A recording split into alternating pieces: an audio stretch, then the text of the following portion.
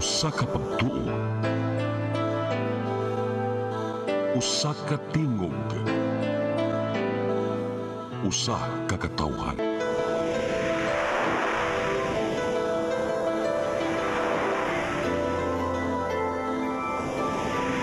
Cebu Catholic Television Network.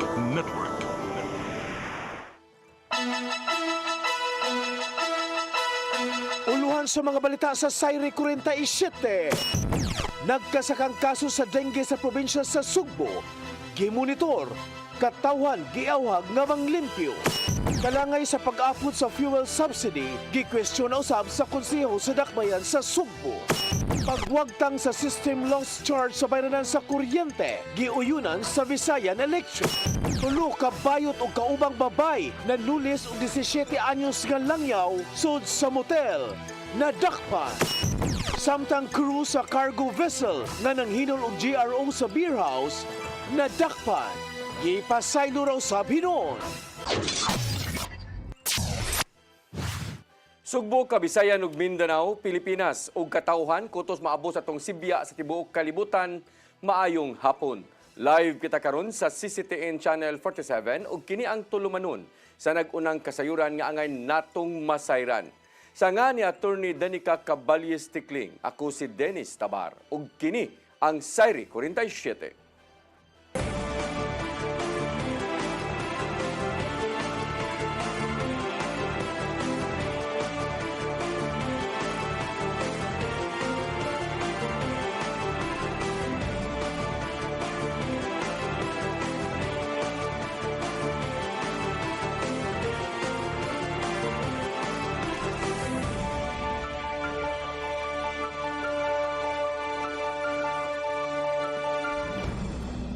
O karon sa kumpletong detalye sa atong mga balita, kaso sa dengue sa probinsya sa Sugbo, gimonitor subay sa nakitang pagsaka sa kaso sa buwan sa Hulyo.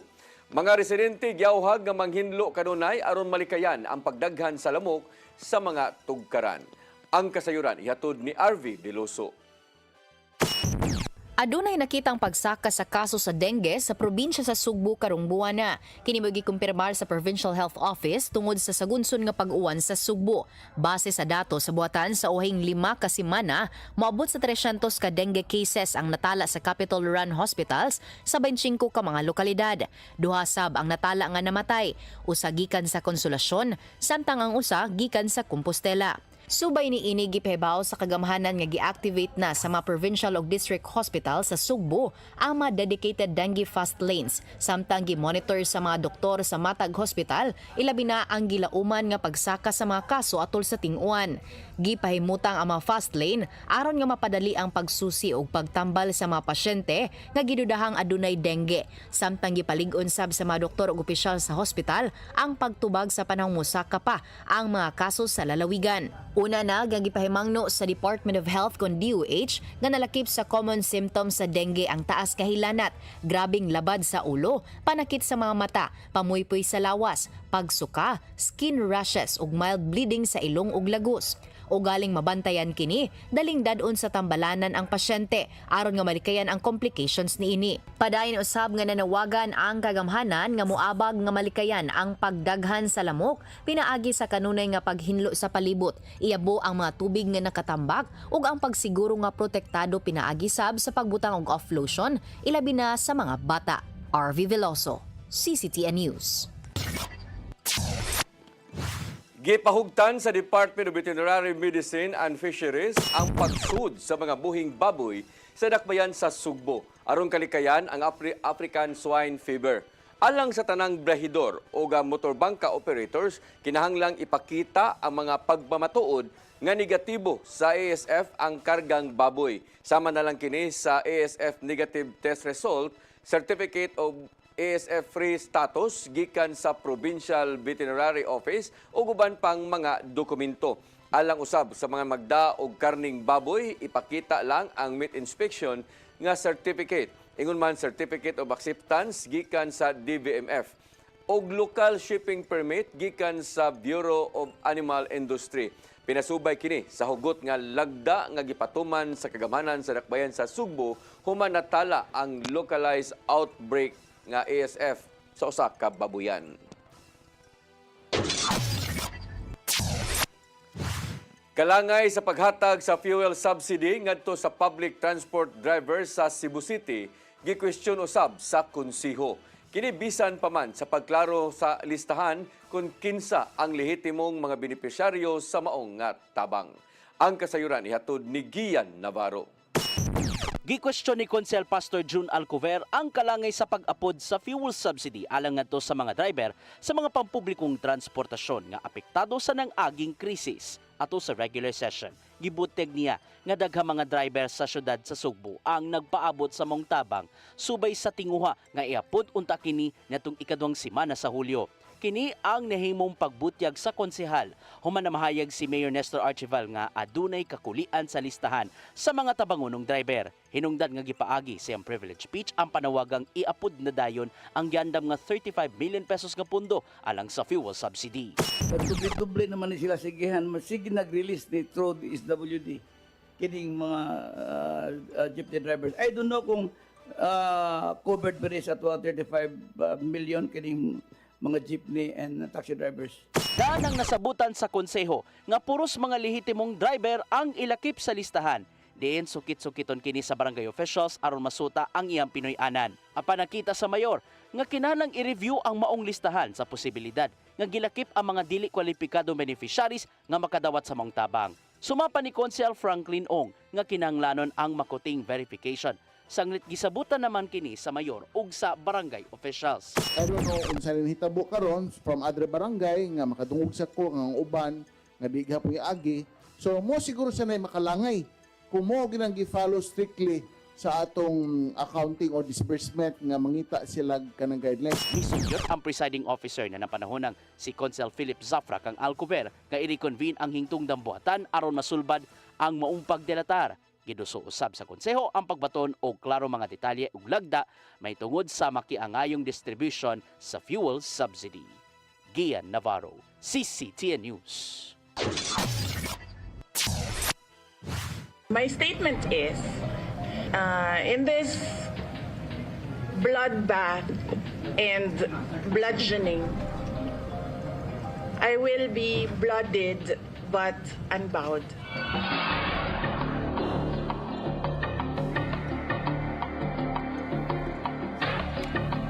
Talagsaong matang sa pag-withdraw og kwarta alang sa Office of the Vice President gituki sa kanapulo kaadlaw nga impeachment trial. Hugot usab kining gibantayan sa multi-sectoral group nga nanawagan og kaakuhan sa mga opisyal sa gobyerno. Ang kasayuran ihatod pagbalik ni Gian Navarro. Sa ikanapo nga adlaw sa impeachment trial, gisukit-sukit sa Senate Impeachment Court, giun sa paggamit ni Vice Presidente Sara Duterte ang ilang confidential funds alang sa iyang buhatan ug sa dihang Education Secretary pa siya. Gisaysay sa kanhi Land Bank Department Manager nga si Violeta Constantino nga nakahigayon sa pag-withdraw ang Office of the Vice President og 500 million pesos diin gihulagway niyang talagsaon kini. Matud sa witness gikan sa House Prosecution Panel nga si Constantino nga giingcash kini ni OVP Special Disbursing Officer Gina Acosta ang upat ka chekeng mi kantidad og tag 125 million pesos matag usa gikan December 2022 hangtod July 2023. Sa dihang gipangutana sa mga senator judge, giangkon sa maong saksi nga wala siya'y kasayuran nga gamiton ang dakong pundo alang sa confidential funds. Pwede nga po, depende po sa depositor po niya. Kung regular lang sa kanya yung mga gano'ng withdrawals or what, it's usual. Pero kung parang for the first time ma-encounter namin that much, unusual po sa And amin. this was your first time. Opo. And in your 32 years, higit 3 dekada, kung masasabi nating pambihirang amount ito in cash, Opo. masasabi nating once in a lifetime yung ganitong amount in cash. Pwede po. Pwede. Dugang pa ni Constantino nga gilaksi na ang orihinal nga kopya sa checking gigamit sa OVP alang sa maong matang sa withdrawal ubos sa gipatumang 1-year retention period sa bangko. Butang nga gikatingalahan sa mga sakop sa kalihukang Subuanon kontra korupsyon kon kasuko ang maong revelasyon. Nagkanayon ang usa sa mga miyembro sa maong multisectoral group nga Bayan Central Visayas nga lig-on ang ebidensya kung giun sa paggamit sa OVP ang maong confidential funds. Pero sa mga previous nga mga hearings dito pa sa Committee on Justice, tinaw na kaayo yun nga nakalapas ang ato ang Vice Presidente isgutanan sa atong konstitusyon, betrayal of public trust o isgutanan po sa graft and corruption. Nagkahigayon ng grupong kasuko sa pagmonitor sa padayong impeachment proceedings batok ti Vice Presidente Sara Duterte. Matod sa convener nilang si Kyle Enero, nga kabayan ng kini sa ugot ilang panawagan nga kaakuhan sa mga opisyal sa gobyerno batok sa bisan unsa matang sa pagpangurakot. Panawagan manggod, dili lang ang mga senator judges ang makadesisyon sa mahitabo sa impeachment, pero ang katauhan mismo asin sa multiple times nga naglunsad og impeachment ang Pilipinas. Sa gihapon, gipanawagan sa multisectoral group nga kinahanglang mupakita sa impeachment court ang Vice Presidente aron tubagon ang giatubang niyang impeachable offenses. Lakip na ang questionable paggamit sa panudlanan sa gobyerno nga nakalatid sa Article 1 sa Articles of Impeachment. Manang crucial kaayo nga kita manghilabot, magtutok ug mosalmot mismo sa mga lain-laing formang paglihok para sa pagsiguro nga ang si VP Sara Duterte mahukman, makonvict siya labi na nga ang ebidensya batok sa iya kay kusgan kaayo. Ian Navarro, CCTN News. Malacañang mibaw sa wa pagpamati ni Vice Presidente Sara Duterte sa suna ni Presidente Bongbong Marcos Jr. Samtang way komento si Duterte mahitungod sa itukod nga Artificial Intelligence Facility sa nasod.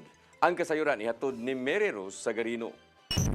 Nanimaus ang palasyo sa Malacañang sa wala pagpamati ni Vice Presidente Sara Duterte sa nakalabay nga State of the Nation address ni Presidente Ferdinand Bongbong Marcos Jr. Mato ni Palace Press Officer Undersecretary Claire Castro nga ang wala pagrespeto sa SONA. Nagpamatuod usab sa wala pagrespeto sa batakang balaod ug sa institusyon. Nakalatid sa kasamtangang institusyon nga mandatory ang pagtaho ni Marcos Jr. Pinaagi sa SONA aron pagtaho kung unsay nahimo sa gobyerno o ubang himuunon pa. Mipasumbingay usab si Castro nga delikadong malingla sa kasaypanan kung wala nagpakisayod ang tao unsay anaa sa katilingban. May mga tao na ang nais ay manatiling walang alam.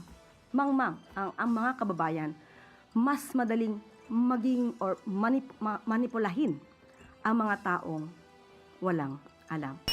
Mahinumdumang wala giuyunan ni Duterte ang mga nahimo ni Marcos Jr. Sama lang sa tag 20 pesos kada kilong bugas o investigasyon sa flood control scandal sa gobyerno. Human na mahayag nga usik-usik lang sa oras ang pagtanaw sa SONA. Kini na lang ang nahimong tubag sa palasyo.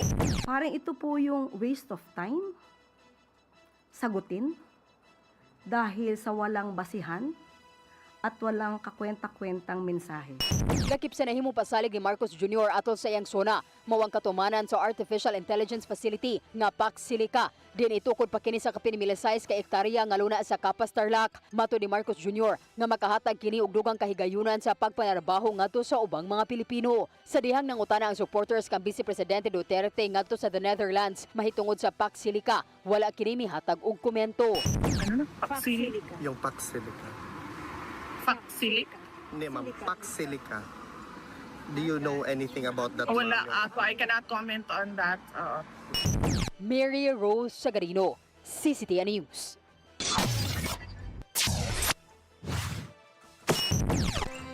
Mosunod, pagwagtang sa system loss charge sa bayranan sa kuryente, giuyunan sa Visayan Electric. Kana og daghan pa mga balita sa pagbalik sa Sayre 47.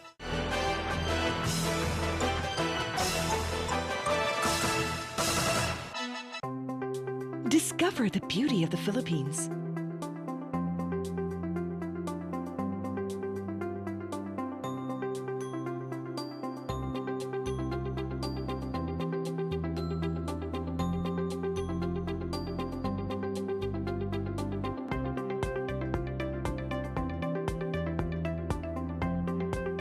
With Philippine Airlines, the country's flag carrier.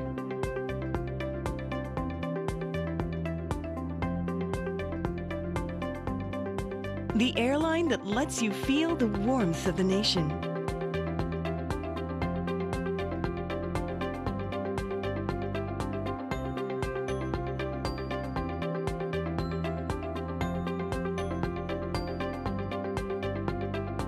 Mabuhay!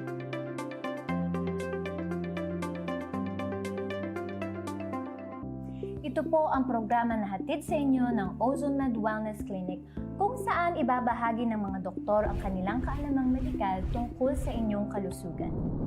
Minsan nami-misdiagnose, ovarian pala yun, pero ang presentation parang appendicitis. No? Sinasabing degenerative diseases, kadalasan ani iniisip ng mga tao no nga kaliwat ninyo ka na arthritis, kaliwat nga na ay rheuma dok.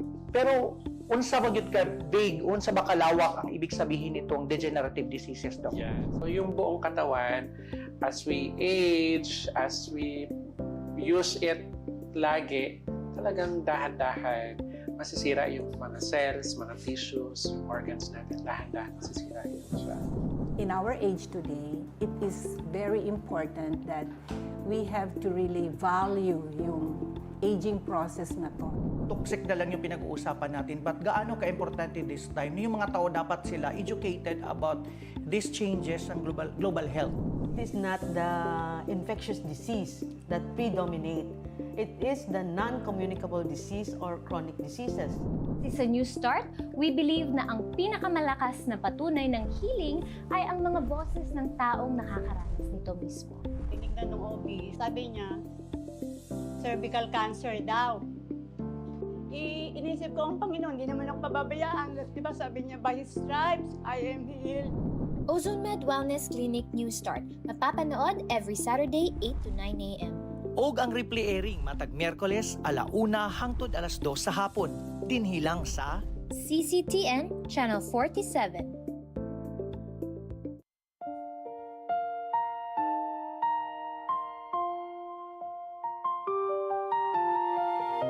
Gugma mo, paglaom ko. Usa ka misyon sa gugma ug paglaom alang sa ato ang mga igsoon. Nga halos nawad na og pagtuo sa ilang kaugmaon, daghan kanila ang nag-antos sa kalisod ug kasakit. Apan pinaagi sa gugma sa Ginoo, atong gipakita nga adunay mga tawo nga anda mutabang sa mupadayon ug paghatag ug paglaom. Ang tinuod nga gugma walay pili, bata man, tigulang, pobre man o adunahan. Bisan pa sa mga mananap nga nagkinahanglan o kaluoy o pag-atiman. Kutob sa atong mahimo, magtinabangay kita sa paghatag o kahayag sa ilahang kinabuhi. Busa, mga igsoon, hinahot nga ablihan nato ang atong kasing-kasing sa pagtabang sa uban. Ang inyong gamay nga tabang mahimo ng dako nga paglaom alang sa nanginhanglan. Kamo mahimong instrumento sa gugma o panalangin sa Ginoo. Kini ang programa nga Gugma Mo, Paglaom Ko. Daghang salamat ang inyong alagad si Miss Jane.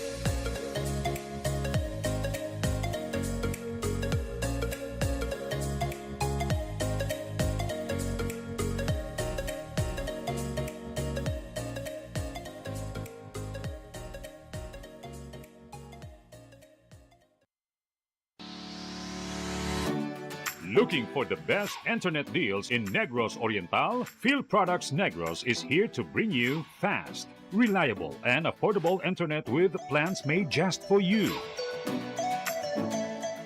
For as low as 899 pesos per month, enjoy speeds of 50 Mbps, perfect for streaming, working, or studying from home. Need more speed? No problem. Get 100 Mbps for just 1,199 pesos. 150 Mbps for only 1,499 pesos, or our fastest plan, 400 Mbps for just 2,399 pesos per month. Plus, you can add over 100 cable TV channels to your internet plan for just an additional 100 pesos per month. That's entertainment and lightning fast internet all in one. Enjoy no installation fees and start today with a 1,000 peso customer deposit. Call us now or visit our website to sign up with the Phil Products Negros. You get internet that's affordable, reliable, and local. Phil Products Negros, bringing you closer, faster. Call us at 0917-631-5240 or visit our website www.philproductsnegros.net or our Facebook page, Phil Products Dumaguete. Subscribe now.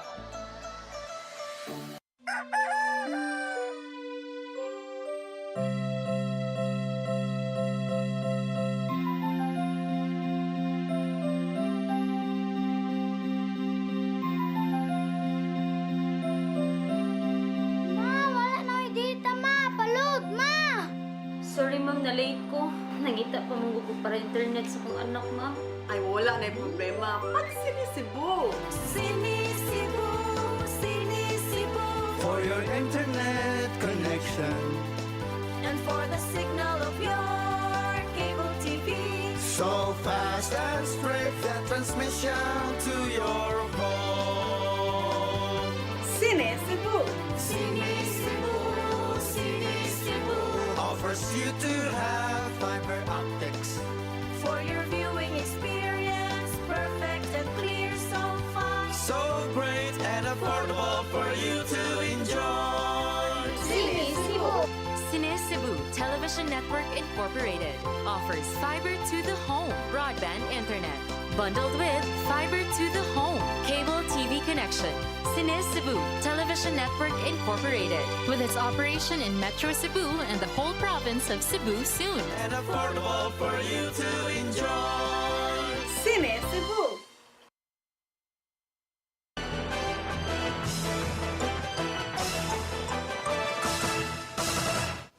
Balik sa atong mga balita, uyo ng Visayan Electric sa sugyot ni Presidente Bongbong Marcos Jr. nga wagtangon ang system loss charge nga gibayran sa mga tigamitan og kuryente. Matod sa maong power firm sa Metro Cebu nga himuong makiangayon ang bayranan gikan sa ilang mga konsumidor. Kini ang reaksyon sa Visayan Electric human nga giabibahan sa mga nanambong ang pamahayag ni Marcos Jr. may tungod sa pagpaubo sa bayranan sa kuryente. Gitataw sa Visayan Electric nga nagpabiling gamay ang gipangayong system losses ubos sa kasamtangang mga lagda.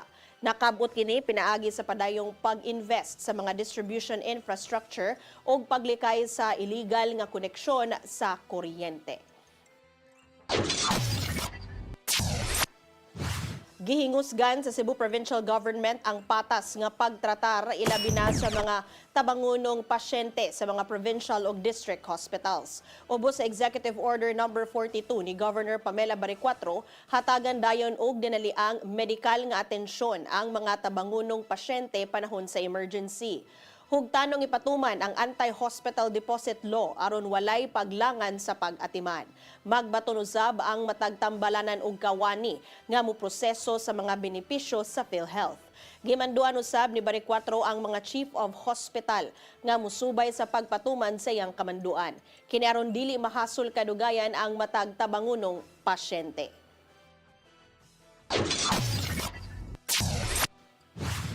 Mga kahoy nga gipamutol sa lungsod sa Uslob, ilisan sa kagamhanan pinaagi sa pagpahigayon og tree planting.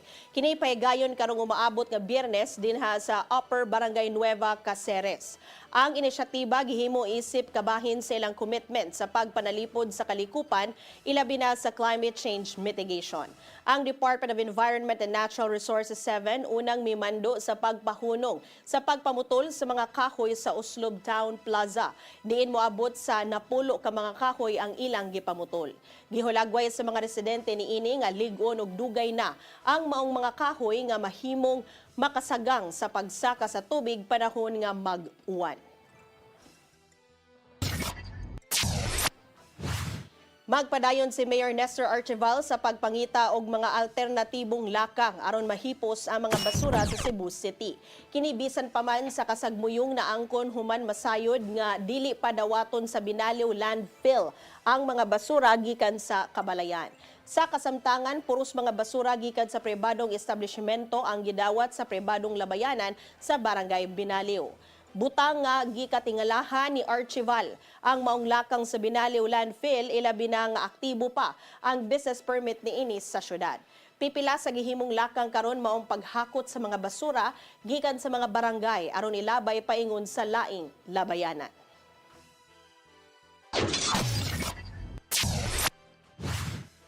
Kanhi Capitol Consultant Byron Garcia ni plead not guilty sa kaso kabahin sa gender-based harassment batok kaniya. Ang kasayuran ihatod ni Mary Rose Sagarino. Ato sa iyang arraignment sa Mandawi City Hall of Justice kaganinang buntag, ni plead og not guilty si kanhi Capitol Consultant Byron Garcia sa kaso kabahin sa Safe Spaces Act nga gisangat ni Capitol Health Consultant Dr. Elisa Nicole Catalan. Giinsister ni Byron, igsuon ni kanhi Gobernador Gwendolyn Garcia nga inosente siya sa maong pasangil. Hindi ko guilty. Anak nga mga pasangil. So, I feel hindi ko guilty sa mga pasangil nila. Kay, normal. Nagdumili na siya dugang paghisgot sa kaso, subay sa pahimangno sa korte sa mga partido nga dili maghimo og publikong pamahayag kabahin niini. Si Dr. Catalan, anak ni Gobernador Pamela Barrecuatro, ang misangat sa kaso tungod sa giihong masakit nga nasulti online ni Garcia batok kaniya miaging tuig. Si Garcia nagatubang og tulo ka ihap sa giihong paglapas sa Section 12 sa Republic Act 11313 o ang Safe Spaces Act. Naaresto siya niadtong Hulyo 11, human mipagawas og warrant of arrest ang korte sa Mandawi. Nakapiansa siya og moabot sa 108,000 pesos alang sa iyang kagawasan. Human sa pipila ka semana, si Garcia na usab ang mipasaka og kaso batok sa tulo ka Mandawi City prosecutors tungod sa pagdumala sa kaso subay sa iyang pagkaaresto. For me, justice should be afforded na ako sa ilang itukat. Kaya di man may mga magpakahilom ko tagod. Inana na lang di ay. Kuhaan ka na. Kanang magpakahilom na ng kabantaw di. Itabuag yun na. Parang ako di. Mary Rose Sagarino, CCTN News. Mosunod, tulo ka bayot o kaubang babay na nulis og 17 anyos nga langyaw sud sa motel na dakpan. Kana og daghan pang mga balita sa pagbalik sa Sayre 47.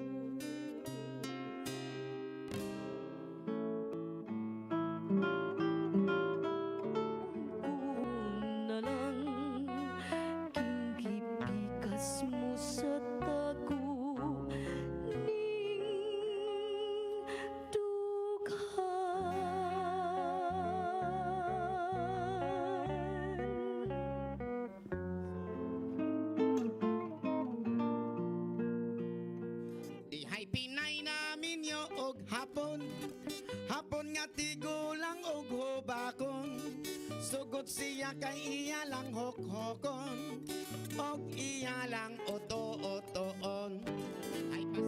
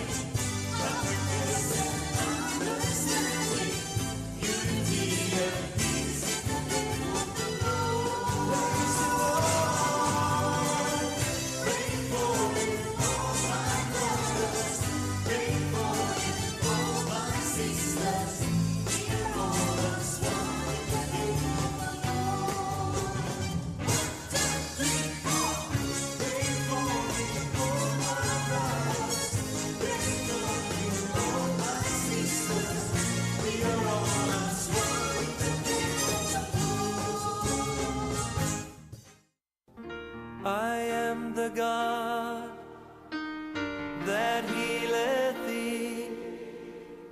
I am the Lord, your healer. I sent my word and healed your disease. I am the Lord, your healer. I am the God that healeth thee. I am the Lord, your healer.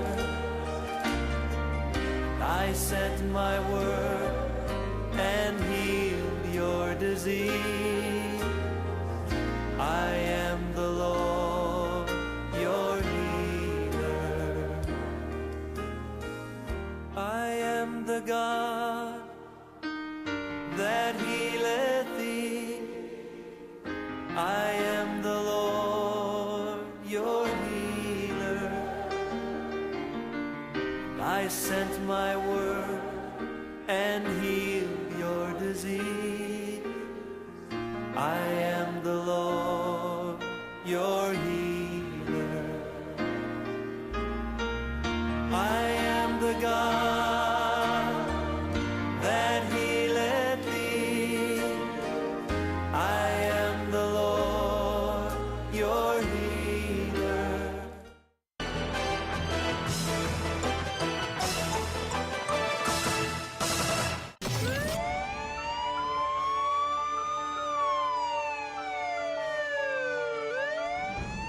Balik sa ato mga balita, tulo ka mahuyang ug usa ka babae na balhog sa prisuhan human gipasangin lang nanulis sa 17 anyos nga Chinese national sud sa usa ka motel. Mga dinakpan na ilhan pinagi sa kuha sa CCTV camera sa motel. Ang kasayuran ihatod ni Arnold Bustamante.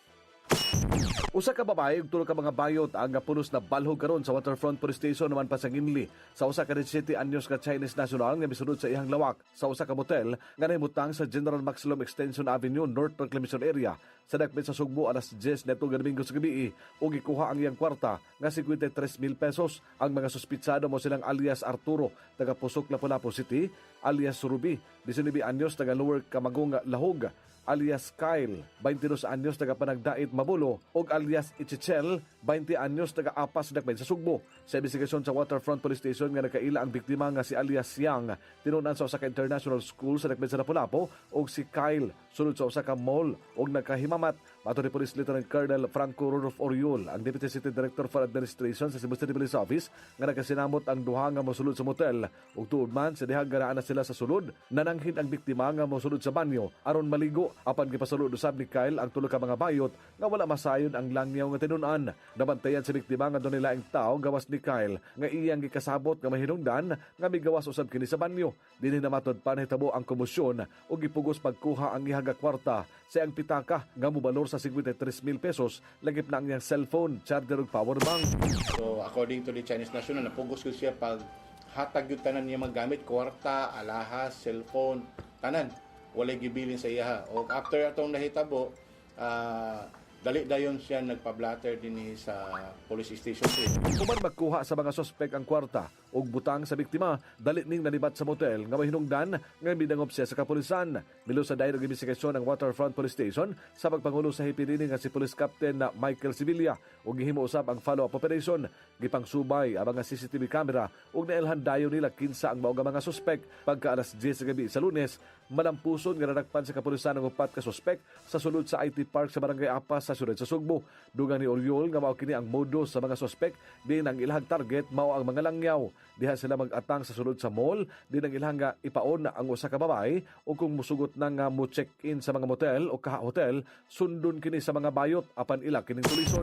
Nakita na to karon sa mga investigador base sa gi-follow up na mga sirkunstansya, mga investigation na gihimo ni Captain Sevilla sa Police Station 3, migawas na kini siya mao gyud ni ang modus sa mga mong suspect kundiin mangita sila possible ng mga victims sa mga malls, sa mga nightclub din sa Cebu ug ilang amigohon, ilang ilailahon niya dalo nila sa hotel ug pag-abot ito sa hotel dito nila himuon ang pagpanulis. Hugot ang makak sa mga suspitsado nga ilang gihimo ang pagtulis sa tinun-an nga langyaw. Usa kanila ang mibutyag nga nagkasabot sila nga maghilawas bugti sa bayad nga tag 5,000 pesos sa matag usa kanila.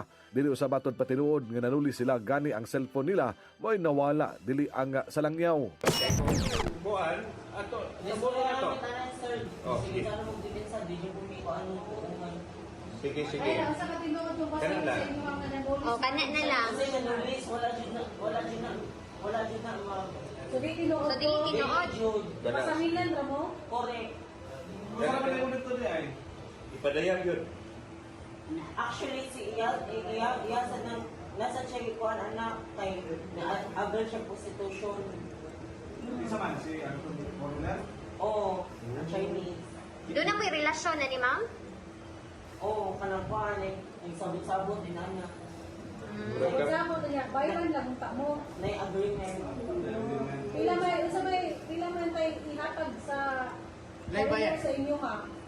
5,000. 5K. Para ninyong upat? Oo. 5K. So, 20,000 ito na. Wala na yun sa bayad. Yung muna may naitabo. Kamoy na doot. Kamoy na doot ani. Naman ko na may mga hinagiban. Nagdako na mo konsilyo? Uy, subak ko. Oh, di gyud tinuod. Dili day tinuod di ay. So, yun first time yung naitabo sa inyo ha? Oo, first time din nila mo as in first time. Kasong robbery ang giandam sa Waterfront Police Station batok sa apat ka mga suspect. Arnold Bustamante, CCTV News. Crew sa usa ka barko nga taga-probinsya sa Antique gipadakop human manghinol sa kinatawo sa usa ka GRO sa usa ka beer house sa Dalan Pelaez niadtong Lunes sa gabii. Dinakpan gipasaylo ra sa biktima. Ang kasayran hatod pagbalik ni Arnold Bustamante. Cruise sa ka cargo vessel nga nakaangkurahi sa Pier 1 sa Dakbayan, Sugbo ang gipadakop sa usa ka GRO kay nang hikap sa iyang kinatawo sa sulod sa usa ka beer house sa Daan Pilais sa barangay Kalubihan sa sulod sa Sugbo alas 10 na tugol Lunes sa gabi. Ang nabalhog sa Carbon Police Station 5 mao si alias Nunoy, 32 anyos taga probinsya sa Antique, maintenance crew sa usa ka cargo vessel. Sa investigasyon sa Carbon Police Station nga nakadaog og 11,000 sa scatter si alias Nunoy nga tungod ani nang hagad siya sa iyang duha ka mga kaubang crew nga mag beer house. Nagsuroy-suroy sila sa downtown area sa Dakbayan, Sugbo ug misulod sa usa ka beer house sa Daan Pilais. Naagni ang ilang atensyon sa mga beer house kay gawas nga dunay kidlap-kidlap nga puwa nga suga. Doon na say mga busog ka mga babae. Miorder dayon og ilimnon nga makahubog si Nunoy ug ang iyahang nga mga kaubang crew ug nagpatapad og GRO. Samtang nakalingaw og istorya sigon sa usa sa mga investigador, nahubog na pag-ayo kini. Kalit na nga gihinol ni Nunoy ang kinatawo sa babae nga sa iyang pagtuon nagkasinabot na silang duha. Apan nasuko ang mao nga babae nga GRO, misumbong kini siya nga floor manager. Sa diyang kikumprontasya kini nagwad na usab si Nunoy ug gisumbag niya ang GRO sa kuto-kuto nini nga may hinungdan nga gidakop ni ug gidala sa Carbon Police Station.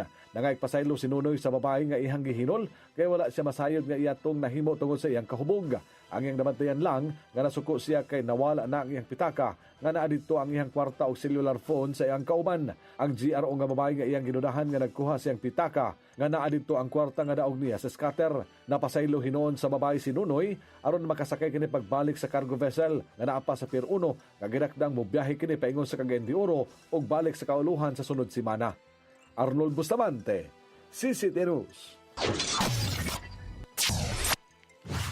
Danao City Mayor Nito Durano naninguhang hatagan og pagtagad sa DPWH ang pagpaayo sa mga infrastrukturang giguba sa nangaging mga bagyo. Gibutyag niya kini atol sa State of the City Address. Ang kasayuran ihatod ni Gian Navarro. Sa gihimong State of the City Address sa Barangay Masaba, Danao City, naninguha si Mayor Ramon Nito Durano III nga hingusgan pa sa nasudnong kagamhanan ang disaster recovery human giigo sa sagunsong mga katalagman.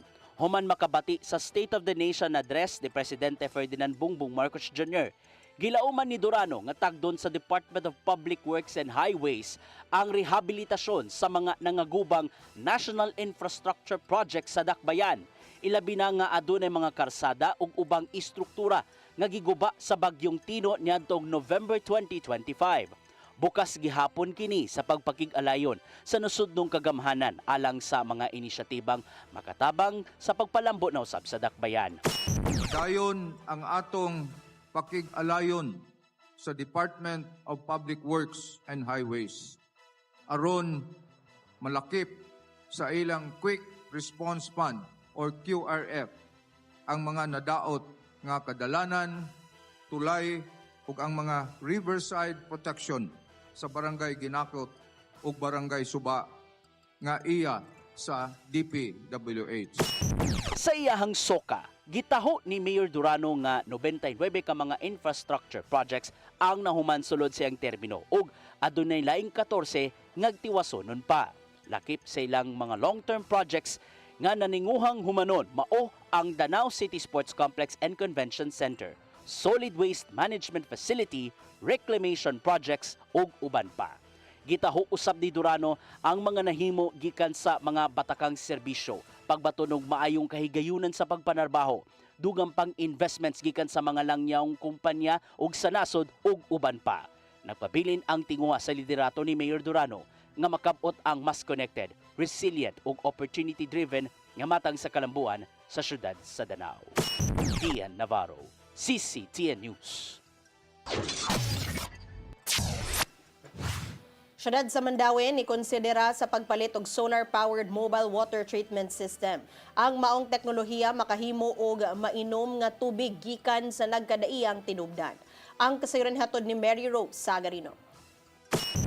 Mipahigayon og demonstration ngadto sa Barangay Cambaro ang usa ka pribadong kumpanya nga nagtanyag og solar-powered mobile treatment system. Nagkuha kini og tubig gikan sa poso. Sa pagtest sa total dissolved solids, taas kaayo ang ppm tungod sa kaparat sa tubig. Sa paggamit sa ilang teknolohiya, miubos ang ppm ngadto sa kapin 50 nga nasud sa range nga luwas ng imnon ang tubig. Gipatilawan usab kini sa mga tawo nga anaa atol sa demonstrasyon. Una niini, gipresentar sa pribadong kumpanya ang teknolohiya ngadto sa buhatan ni Mayor Tadeo Junki Uano. Gamit ang enerhiya gikan sa solar panel, mo-operate ang teknolohiya. Makahimo kini og luwas nga tubig nga imnon gikan sa bisan unsang tinubdan sa tubig sama sa uwan, poso, MCWD o tubig dagat. Gikonsidera sa syudad ang pagpalit niini.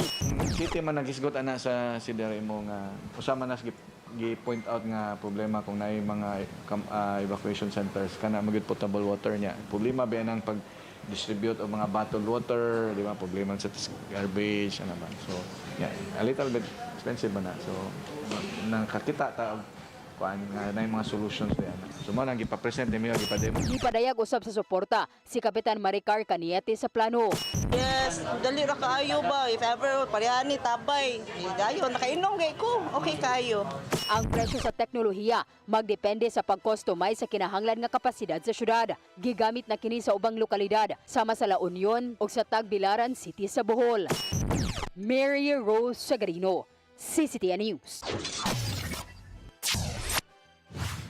Mao kadtong naglangkob sa atong mga balita sa Sayre 47, ako si Dennis Tabar. Ako si Danica Cabales Teclin, hangtod ugma sa inyong paboritong tulumanon. Sayre 47.